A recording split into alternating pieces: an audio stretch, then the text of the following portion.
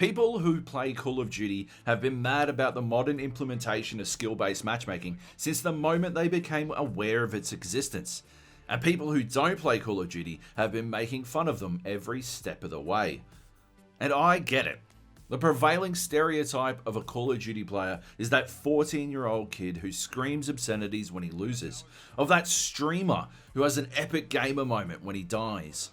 When people who call themselves gamers with a capital G think about Call of Duty, they think about the masses consuming an endless blockbuster dreck at the expense of time that might be spent on art.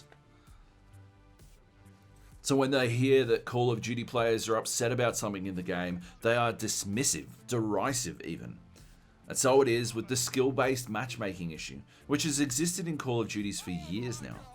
On the surface, it reads pretty simple. Call of Duty players don't like skill-based matchmaking because they just want to be able to stomp noobs all day. The vocal contingent of Call of Duty players rebelling against this SBMM are surely just sore losers, tired of being matched up against one another without the opportunity to slap down some bambinos. The truth, however, is far more complicated.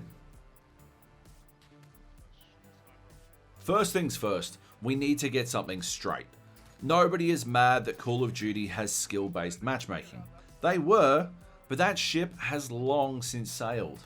Call of Duty has had some form of matchmaking in it since Call of Duty 4 Modern Warfare, the 2007 classic that took the series from a very compelling first-person shooter and launched it into the stratosphere. And people were mad. Primarily PC players who had long grown accustomed to server browsers and weren't ready to give up the communities that system had enabled. Things came to something of a head with Modern Warfare 2, when gamers threatened to boycott the game if matchmaking was made the only option. The point being, matchmaking has been around for a long time in Call of Duty. After the initial outrage, which didn't work out too well, people got used to it, and as the convenience of matchmaking replaced the control of server browsers, most players forgot it was ever an issue at all. This is important because it clarifies something. Call of Duty players aren't mad that matchmaking is in the game. They're used to it, and in general, they like it. For years, Call of Duty has been successfully matching players up against others in a similar skill bracket, and it's been good. So what are they actually upset about then? With Call of Duty Modern Warfare, the 2019 game that eventually gave us Warzone, not to be confused with the 2007 game or its 2017 remake, Infinity Ward decided to alter the way matchmaking works. Skill-based matchmaking doesn't have to be very complicated. Let's say there are 100 players all trying to get into a game at the same time, each numbered from 1 to 100 in terms of skill. Player 100 is the best, player 1 is the worst. A purely random matchmaking system would select 12 players at random and put them together. Here are 12 numbers from 1 to 100 that I generated at random. Team 1 has the 3rd best player in the pool playing for them, and the 10th best. Team 2 has 2 players ranked below 20. Team 2 is about to have a very bad day, and Team 1 is about to get their stomp on.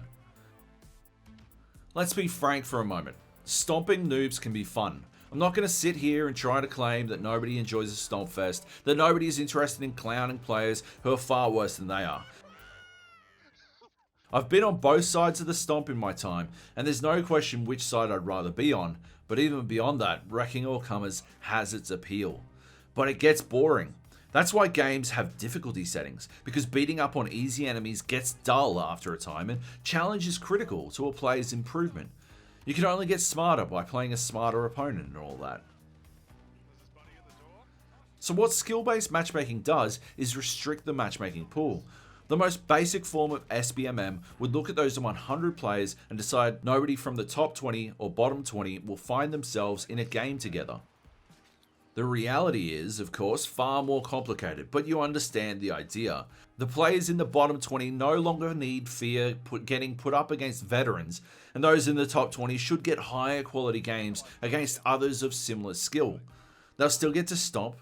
They're very good players, after all, but in general, they'll see broadly competitive matches. We see this in all sorts of games, even beyond Call of Duty. Rainbow Six Siege, Counter-Strike, Dota 2, League of Legends, SBMM is par for the course in multiplayer games these days. Hell, games like Grand Theft Auto will even use it as an offensive weapon in the arsenal against hackers, pairing up cheaters exclusively with other cheaters. And those games I mentioned, Counter-Strike, Rainbow, League and Dota, they all go one step further. They give you the opportunity to restrict that matchmaking pool even more. Instead of a range between 20 to 100, if you feel up to the task, they give you the opportunity to only play games against, let's say, people 10 points away from you. So player 91 from that game before will only see players from 81 up.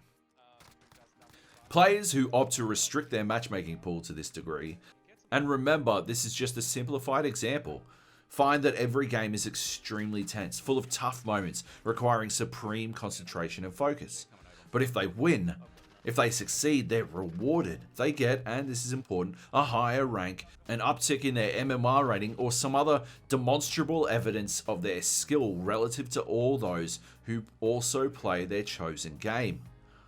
Because the way you reduce your matchmaking pool in this manner is by opting to play in ranked games.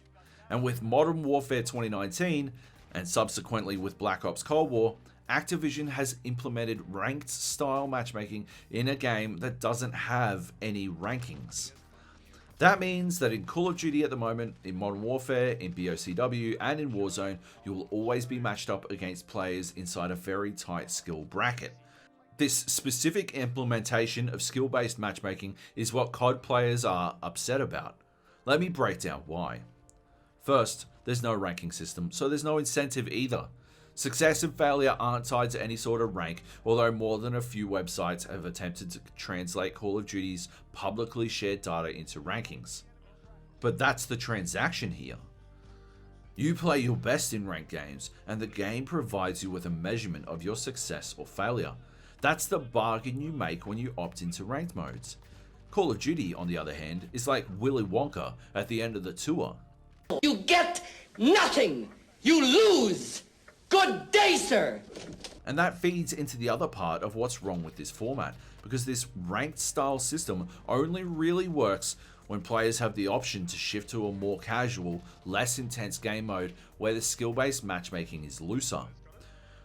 The truth is, I'm not trying to win every game of Warzone I play. I mean, I'd like to win, I dream of success, but a lot of the time when I'm playing Warzone, I'm just trying to goof about. I want to get into some fights, find some loot, and last for as long as possible. I have no expectations of ultimate success. Sometimes I'm drunk, because why not? But with this narrower matchmaking system, every game feels like it's ranked. But Job, if you don't care about your ranking, then why does this matter, you might ask? The problem comes down to the fact that I don't want to play hyper sweaty games of Call of Duty when my faculties are so impaired that I'm legally not allowed to drive a car, but thanks to Activision's tight SBMM implementation, I have no choice otherwise, beyond not playing at all. Hell, most of the time I don't want to play games against people who watch every meta-analysis video, who create custom loadouts with the perfect guns and attachments, who are playing the game like it's the finals of the Warzone Pro League and this game will win them $1 million. I want to run around with a shield and some sticks and I want to bash people to death. I want to maybe have an opportunity to try out that new gun I unlocked without running into some dude who ground it out in regular MP for 2 hours so it has all the attachments. I want to have fun in the game, not play it like it's my job. And yes, having fun in the game means playing against worse opponents, but don't make the mistake of thinking this means noob stomping. If we go back to the 100 point system from before, all I'd like to see is a broader range. Let's say I'm an 80. Per the system I laid out earlier, I'd face anyone from 90 down to 70 in the current version of Call of Duty's skill-based matchmaking. I want them to expand the search, have me up against people from 100 down to 60. That's how it used to work in Call of Duty, and that's how it works in every other game. When you queue casual matches in Rainbow Six Siege, they're not putting you up against a random assortment of people of all skill sets. You're queued against people in a bracket close to your skill range, just not a bracket so tight that every game plays like it's hosted by ESL. The same goes for the others that have both ranked and casual modes. Ranked's existence itself implies a layer of skill-based matchmaking by default, and they don't abandon the system just because you're not in ranked. Put simply, Call of Duty doesn't earn a skill-based matchmaking that is tuned as tightly as it is in its current implementation. And that is what people are upset about. Not that skill-based matchmaking exists, or that they don't get to stomp noobs in every match. Call of Duty had a good system in place, a system that works for every other game with casual multiplayer everywhere, and they changed it.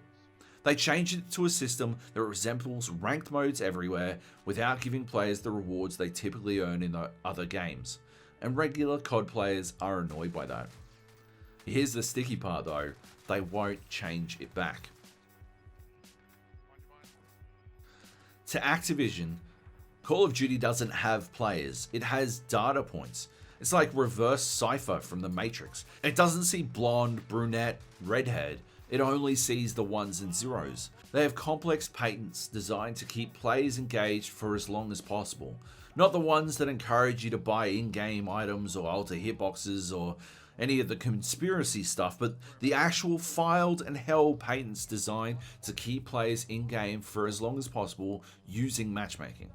And the fact that the skill-based matchmaking system has been implemented and maintained for as long as it has in Modern Warfare and later CODs can only mean that the data tells them the system works.